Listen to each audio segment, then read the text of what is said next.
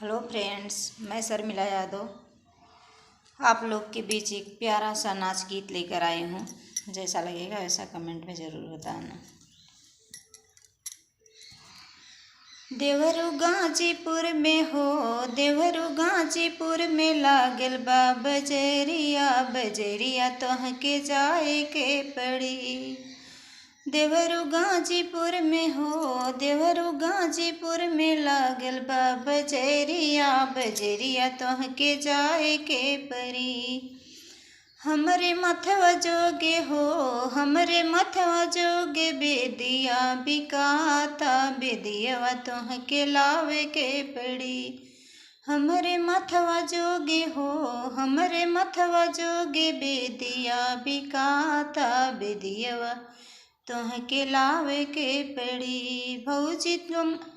भौजी तोहर जोगे हो, भौजी तोहर जोगे बेदिया ले आइब, कहनवा हमरा मान के पड़ी। भौजी तोहर जोगे हो, भौजी तोहर जोगे बेदिया हम ले आइब, कहनवा हमरा मान के पड़ी।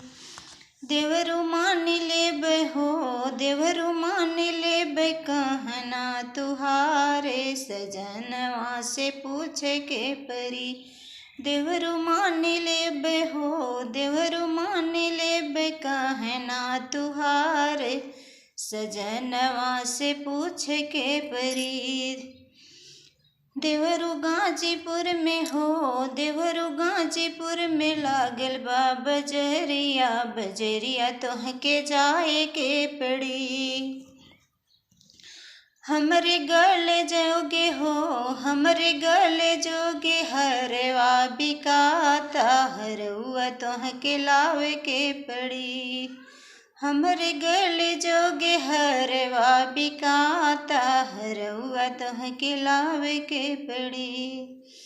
भाभी तुहरे जोगे हो, भाभी तुहरे जोगे हरवा ले आइब, कहनवा हमरा मान के पड़ी। भाभी तुहरे जोगे हरवा ले आइब, कहनवा हमरा मान के पड़ी। देवरू मान लेब हो, देवरू मान लेब कहना तुहारे, बिरन से तुहरे पूछे के पड़ी। देवरू मान लेब कहना तुहारे, बिरन से तुहरे पूछे के पड़ी।